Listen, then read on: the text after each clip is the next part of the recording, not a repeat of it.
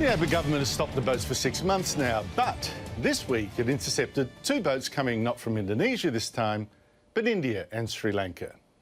Finally, the Greens and Labor had their chance to attack the policies that have worked. They insisted these boat people, 200 Sri Lankan Tamils, not be sent back. Nothing could be more offensive to Australians to think of our government sending the persecuted back to the persecutors in Sri Lanka. All we are seeing here is a minister who is throwing out the human rights handbook. But the government is sending back these boat people, and why not? India's a democracy, and the Prime Minister says Sri Lanka is also safe now. It is a peaceful country, and all of us should be grateful that the horrific civil war is well and truly over. The government also knows what we're dealing with here and around the world. It's something astonishing, a vast movement of people from poor third world countries to rich Western ones. This year, Italy has seen twice the number of illegal immigrants sailing from Africa, at least 60,000 since January. Last weekend, Italy's Navy picked up thousands more. One of these teams reached this particular fishing boat. Its boarding party found it crammed with something like 600 migrants. We've heard of the Navy saying that its teams over the weekend rescued more than 5,000 people. The Italian government believes there are hundreds of thousands of people waiting on the North African coast to make this crossing. Even Greece, so broke, says it's had twice as many illegal immigrants come from Africa and the Middle East, about 3,000 a month. On the other side of Europe, Spain last Sunday stopped 500 Africans from jumping the fence around its territory in Morocco, which was actually stormed by immigrants earlier this year. The United States is also getting twice as many illegal immigrants this year, crossing the Mexican border, even by jet ski. That's around 25,000 people a month to join 11 million already in the US. Now, there are some lessons the Greens and Labor should have learned, like kindness kills. Labor scrapped our tough border laws in 2008. Result, the boats came back and 1,200 people drowned. Yet the Greens still insist we should take the 30 or so children from these latest boats. But the large number of children is very concerning, and it's one of the reasons why the government can't delay in acting to find the boat, rescue the people and bring them ashore. How stupid. If we take in boat children, more will come, more will drown. Again, look at Europe. The Italians don't send children back, and here's the result. These youngsters who arrived at the nearby port of Augusta on Monday travelled alone. There are 170 of them, all from Egypt. Their ages range from 11 to 17. America also won't send back children from Central America. The result? A flood of children crossing the Mexican border. Customs officials say more than 52,000 unaccompanied children have been caught at the border since October, along with 39,000 families with children.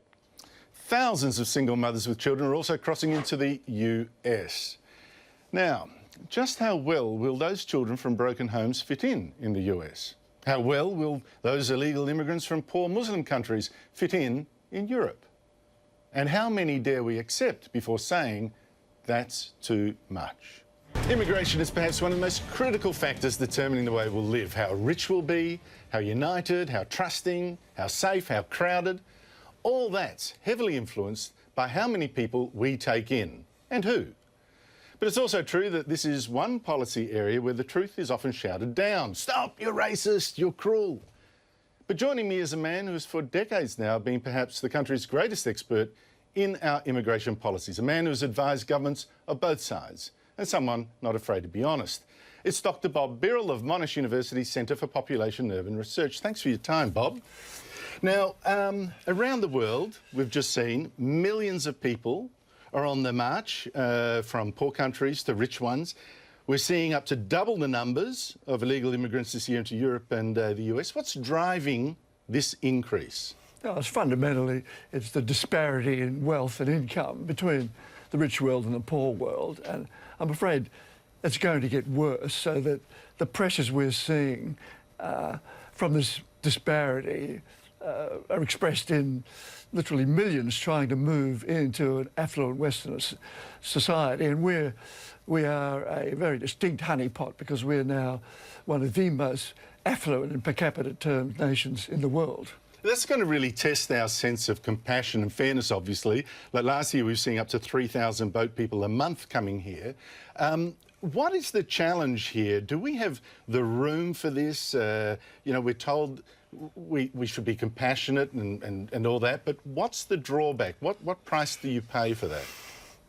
Well, I think the main issue for Australia is that we're now heading towards becoming a resource-based economy and a quarry. We don't need lots of people, but of course our per capita wealth has risen because of that China boom. So we're attracting far more people than we can accommodate in the sense of finding employment, and that's the crucial issue at the moment in Australia. There are far many migrants coming in relative to the net number of jobs that are being created in Australia. Well, the figure is, I think, for just taking net immigration, 240,000 people a year coming here as migrants. We're not talking boat people here, as migrants. Can we sustain that kind of influx? Well, we could sustain it, and we grow enough food so we could theoretically accommodate those people. But the reality is that to be sustainable, they have to find employment. And at the present time, the net growth in jobs in Australia is about 100,000 a year. That's the last 2 years. But the migrant numbers coming in through the 240,000 net you described, plus hundreds of thousands of other temporaries who are not counted in that number, are adding far more job seekers than the 100,000. Who are these temporary people? Well, they include working holiday makers, visitors, students, various people on bridging visas. And on top of that, there are New Zealanders who have free access to Australia, including people who come to New Zealand, get citizenship, and then come across to Australia. So we've got a flood of those people attracted by our generous temporary arrangements, and they're causing mayhem in the labour market, particularly for young people trying to enter lower skill jobs. Do we have to? But what's been our mindset that we've had this program of 240,000 net immigrants plus the temporary ones? It's like we have got this image of ourselves as an open door sort of country without taking into account how the economy may have changed. Yes, look, it wasn't so much an issue in the boom years from about 2004-05 to 2011, when job growth was more like 250,000 a year. But there's been a dramatic contraction as the boom is coming to an end, and not likely to change. So the mindset of our both the coalition and Labor was that this boom was going to go on forever. So immigration is like a locomotive without brakes. But there's the economic argument, but there's also the social argument where people start to get very worried about where we might go with that discussion. But we were told people would naturally assimilate in this country. Can we still assume that in an era where you can beam in TV from the home countries through satellite TV, where the critical mass is such that some suburbs look like colonies more than, you know, assimilated parts of Australia? Are you a bit worried that immigration is becoming colonisation? Well, I wouldn't take it that far, but we clearly have a problem in the sense that we're a high-skilled society, but we're bringing in large numbers of relatively low-skilled persons, increasingly from the subcontinent of India. India is by far our largest source of migrants now, and they have real difficulty if they don't have English language, job skills and finding employment. And as far as refugees are concerned, we have to do our bit as far as they're concerned. But when you take them on, you are incurring really a lifelong welfare burden. Well, I remember that in 1993 even, that you were warning that 90% of migrants from Turkey and Lebanon were on unemployment benefits, which is extraordinary numbers. In the 20 years since, what lessons should we have learned? Well, I think we have learned the lesson that it's not wise to bring in low-skilled persons, at least through the formal migration program. But because our temporary entry settings are so loose, we're getting lots of relatively low-skilled persons anyway, and they're all crowding into these lower-skilled entry-level markets, and that's why unemployment among Australian youth, particularly those without post-school education, is increasing so rapidly.